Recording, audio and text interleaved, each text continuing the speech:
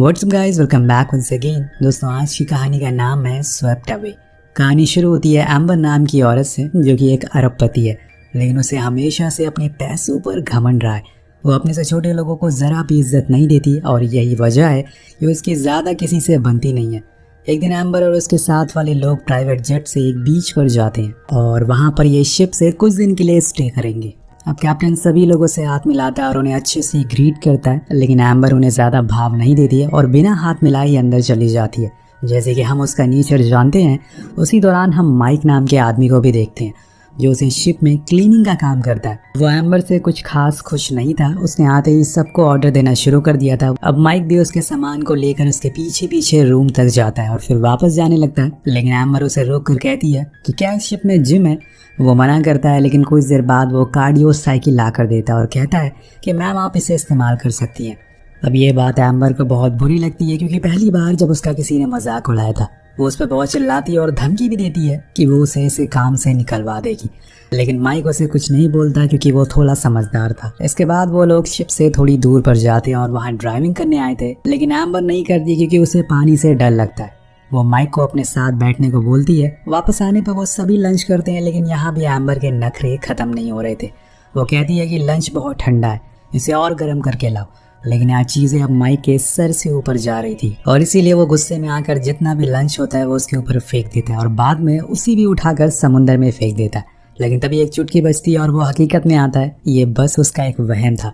अगर उसने ऐसा कुछ किया तो पहले तो उसकी जॉब जाएगी और फिर हो सकता है कि एम्बर उसे बर्बाद भी कर दे। यही कारण है कि वो चुपचाप जाकर अपने दोस्तों को लंच गर्म करने को कहता है। अब ऐसे ही एम्बर के नखरे झेलते झेलते कई दिन हो जाते हैं। फिर एक दिन शिप में कुछ दिक्कत आती तो वो माइक से कहती है कि उसे फिशिंग करने जानी है। वो उसे बताता है कि मैम ऐसा करना खतरे से खाली नहीं होगा, क्योंकि मौसम खराब होते हुए दिख रहा है और ऐसे में बाहर जाना सही नहीं है। लेकिन एम्बर एक नंबर की जिद्दी थी, वो नहीं मानती और कहती है कि मुझे एक छोटी सी बोट चाहिए जिस पर बैठकर हम यहाँ से दूर जाकर फिशिंग कर सकें। तो माइक को एक बोट का इंतजाम करना पड़ता है, जिसे लेकर वो शिप से दूर जाने लगते हैं, जहाँ पर उन्हें कुछ मछलियाँ मिल सकती हैं। लेकिन इन्हें इस बात का जरा भी अंदाजा नहीं है कि आने वाले जितने भी दिन होंगे इनके लिए वो हमेशा के लिए यादगार हो जाएंगे।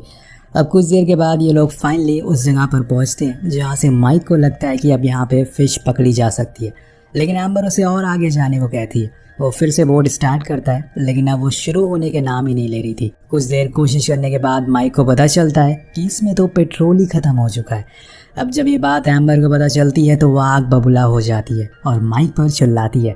अब इसमें तो माइक की ही गलती थी, क्योंकि यार फ्यूल तो चेक करके लाना चाहिए था।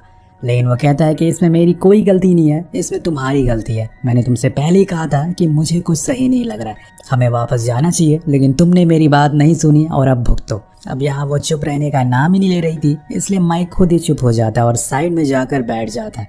कुछ देर बाद एम्बर का गुस्सा शांत होता है तो वो उसे बताता है कि हमारे पास अब कोई रास्ता नहीं है सिवाय किसी शिप के इंतजार करने के, अब जो कि इस बोट पर पैडल भी नहीं है जिससे कि हम थोड़ी दूर वापस जा सकें। अब वो दोनों उसी जगह पर बैठ जाते हैं और अब इनके पास इंतजार करने के अलावा कोई चारा नहीं है। ऐसे ही करते करते रात हो जाती है और फिर सुबह, लेकिन कोई फायदा नहीं होता। दोनों ऐसे ही बीच समुंदर में अपनी छोटी सी बोट पर बैठे रहते। अब इन्हें यहाँ पूरे 6 दिन बीत चुके हैं, पर कोई मदद के लिए नहीं आया। इन्होंने कई दिनों से कुछ खाया भी नहीं है। जो भी खाने का सामान था एम्बर अपने साथ लाई थी, वो तो कब का खत्म हो चुका है। लेकिन जैसे जैसे दिन बीत रहे हैं इन लोगों की दिक्कतें बढ़ती जा रही थी। इसी वजह से एक दिन एम्बर गुस्से में उठती है और माइक पर ही चिल्लाने लगती है। तभी उसे एक बंदूक मिल जाती है, पर उसे लगता है कि ये किसी तरह की फ्लेयर है, इसलिए वो चलाने लगती है। लेकिन माइक उसे बताता है कि जो तुम ये समझ रही हो वो चीज नहीं है, लाओ मुझे वापस कर दो। और इसी हाथापाई में गोली चल जाती है जो सीधा बोट पर लगती है, जिससे अब धीरे धीरे इनकी बोट की हवा निकल रही है, जिसकी वजह से एक हिस्सा पानी में डूबने लगा। वेल, अभी तक इनकी मुसीबतें कम थी, ये और आ गई थी। उसी रात तेज बारिश होती है और तूफान भी आता है। दोनों उस बोट को पकड़कर जैसे तैसे सरवाइव कर लेते हैं। जब सुबह होती है तो उनकी किस्मत चमक चुकी थी, क्योंकि सामने एक आइलैंड था। फाइनली दोनों बोट को हाथ पैर मारते हुए उस आइलैंड तक पहुंचते हैं। लेकिन वहां पहुंचते ही माइक कहता है कि अब एडवेंचर खत्म हुआ। तो एम्बर कहती है कि हाँ, अब तुम्हारा एडवेंचर शुरू होगा, क्योंकि जब मेरा लॉयर तुम्हें जेल भेजेगा। लेकिन अब माइक को पता था कि यहाँ से निकलना इतना आसान नहीं है। पहले तो इन्हें लगता है कि जरूर इस आइलैंड पर कोई होगा, लेकिन थोड़ा छानबीन करने के बाद इन्हें पता चलता है कि ये बुरी तरह से एक डिजर्ट आइलैंड पर फंस चुके हैं। एम्बर का ऐसा बर्ताव देखकर वो उसे वहीं छोड़कर अपने रास्ते निकल जाता है और कहता है तुम्हें मेरे से ज़्यादा दिक्कत है ना, तो आज से हम लोग अपने अपने रास्ते निकल जाते हैं। वही माइक अब उस आइलैंड पर कुछ हेल्पफुल चीज़ें ढूंढने लग जाता है जिससे कि उसका थोड़े दिन तो गुजारा हो जाए। शुरुआत में उसे कुछ नहीं मिलता, लेकिन कुछ ही देर बाद उसे एक झोपड़ी मिल जाती है और कुछ बॉटल्स भी जो किसी इंसान की थी, शायद पहले यहाँ पर वो भी फंसा हो। अब यहाँ उसके रहने का इंतज़ाम तो हो गया था, इसके बाद उसे अपने खाने का जुगाड़ करना पड़ेगा। अब पास में समुंदर था तो उसे ज़्यादा ढूंढने की ज़रूरत नहीं है, लेकिन उसे थोड़ी मेहनत तो करनी पड़ेगी। इसलिए वो सबसे पहले एक नुकीले हथियार बनाता है जिससे कि वो फिश को पकड़ सके, और फिर बड़ी चालाकी से एक फिश को पकड़ लेता है और आकर उसे घर के पास आग जलाता है और आराम से खाने लगता है। वहीं दूसरी ओर एम्बर ने पूरे आइलैंड का चक्कर लगा लिया था, लेकिन उसे कहीं कुछ दिखाई नहीं दे रहा था। उसने अपनी पूरी जिंदगी एक एसी रूम में बिताई थी और एक चुटकी बजाने से उसे सब कुछ मिल गया था, लेकिन यहाँ पे उसे अपना गुजारा करने के लिए उसे अपने साहस और दिमाग की जरूरत पड़ने वाली है, जो कि उसके पास है ही नहीं। असल में दोस्तों, आपको इस कहानी में दो पहलू देखने को मिलेंगे। पहला ये कि कैसे एक गरीब आदमी अपनी जरूरतों को पूरा करने के लिए कोशिश करता है। अब इतनी देर चलने के बाद एम्बर थक कर वहीं बैठ जाती है। तभी उसकी नज़र माइक पर पड़ती है जो आराम से फिश खा रहा था। उसे देखकर एम्बर को जलन होने लगती है, लेकिन उसे भूख भी लगी थी, इसलिए अब उसे ईगो छोड़कर माइक से खाने की रिक्वेस्ट करनी होगी, क्योंकि अगर वो ईगो में रही तो भूखी मारी जाएगी। वो उसके पास जाती है और रिक्वेस्ट करती है कि एक मछली मुझे दे दो, लेकिन वो मना कर देता है क्योंकि उसमें जो उसके साथ शिप पर किया था वो अभी भूला नहीं है और अब वो इतनी आसानी से उसे खाना तो नहीं देने वाला है। वो जाने लगता है, लेकिन गुस्से में एम्बर उस पर मिट्टी फेंक देती है और यह माइक से बर्दाश्त नहीं होता। वो सीधा एक उसे चाटा जड़ देता है और कहता है कि अगर तुम्हें खाना चाहिए तो मेरी कुछ शर्तें हैं जो तुम्हें माननी होंगी। पहली शर्त कि तुम दोबारा मेरी बेइज्जती नहीं करोगी। दूसरी, यहाँ बॉस मैं हूँ, अगर तुम्हें कुछ चाहिए तो तुम्हें उसे कमाना होगा। तीसरा ये कि अब से तुम मेरे सारे कपड़े धोगी और मुझे मास्टर कहकर पुकारोगी। मतलब दोस्तों, माइक उसे सही बदला ले रहा है। अब एम्बर मान जाती है क्योंकि उसके पास कोई ऑप्शन नहीं था, इसलिए अब उसके सारे काम करने लग जाती है, लेकिन गुस्से में। अब माइक मछलियाँ पकड़ कर लाता है और वो उसे बनाती है। इसके बाद वो उसके कपड़ों को भी धोती है और कुछ दिन ऐसे ही बीत जाते हैं। वो आग भी जलाना सीख गई थी, लेकिन माइक बहुत ही रूड बिहेव करता है उसे एम्बर के लिए। वो उसे ना तो घर में सोने देता है और ना ही सही से कुछ खाने को देता है। माइक कहता है कि अगर तुम्हें सोना है तो मेरे बेड पर सोना होगा। एम्बर भी कम नहीं थी, वो कहती है कि मैं किसी जानवर के साथ सो लूंगी, लेकिन तुम्हें किस कभी नहीं करूंगी।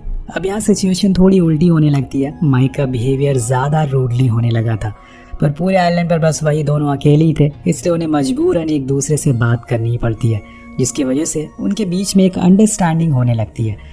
एक दिन दोनों ऐसे ही मछलियां पकड़ रहे होते हैं, उसी दौरान माइक उसके करीब आ जाता है और कहता है, अब वो अपनी सारी हदों को पार कर देता है और उससे बदतमीजी करने लगता है, लेकिन फिर रुक जाता है क्योंकि माइक को यहाँ पर एम्बर से सच्चा प्यार हो गया था। वो बस दिखाना चाहता था कि ईगो हर किसी में होता है, लेकिन अपना ईगो, अपने घमंड को अपने नीचे वाले लोगों पर नहीं निकालना चाहिए।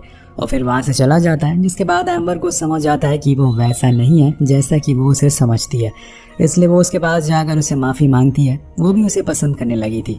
उस दिन के बाद से वो दोनों काफ़ी अच्छे दोस्त बन जाते हैं और सारे कामों को आधा आधा करके बांट भी लेते हैं। लेकिन यहाँ एम्बर को कहीं ना कहीं ये समझ आ गया था कि बस पैसा ही सब कुछ नहीं होता, और उन पैसों ने ही उसे घमंडी बना दिया था। अब दोनों हर रोज़ अपने दिनों को अच्छे से जीना शुरू कर देते हैं। दोनों एक दूसरे के काफ़ी करीब भी आ चुके थे। कहीं ना कहीं एम्बर को माइक पसंद आने लगा था। उसे कहता है कि तुमने उस दिन मेरी कितनी बेइज्जती करी थी। एम्बर बताती है कि हर चीज़ के पीछे एक वजह थी। मेरे हस्बैंड के साथ मेरा डिवोर्स होने वाला है, जिस वजह से मैं बहुत ही इरिटेट हो चुकी थी और सभी के ऊपर चिल्ला रही थी। और ये बताते हुए वो रोने लगती है, तो माइक उसे फिर से संभालता है। इसके बाद से यहाँ पर उनके लिए एक नए जीवन की शुरुआत होती है। लेकिन एक दिन जब एम्बर लकड़ियाँ ढूंढ रही थी, तभी उसे एक क्रूज दिखाई देता है, एक शिप दिखाई देता है जो किनारे पर ही खड़ी थी। वो पहले तो आवाज़ लगाने की सोचती है, लेकिन बाद में रुक जाती है। उसे शायद अब वो दुनिया पसंद नहीं है जहाँ सिर्फ पैसों का मोल है, इसलिए उसने यही रहने का फैसला कर लिया है। लेकिन तभी वहाँ माइक आता है और उस क्रूज वाले को बुलाने लगता है, पर एम्बर उसे ऐसा करने से रोकती है और कहती है कि माइक प्लीज़ चुप रहो। माइक कहता है कि लेकिन तुम ऐसा क्यों कर रही हो? तुमने कहा था कि तुम मुझसे प्यार करती हो, मुझे प्रूफ चाहिए। एम्बर कहती है कि मैं आज तक इससे पहले कभी इतनी खुश नहीं थी, इससे ज़्यादा प्रूफ मैं तुम्हें क्या दूं? मुझे वापस नहीं जाना है। मैं नहीं चाहती कि हर रोज़ मुझे कोई जज करे।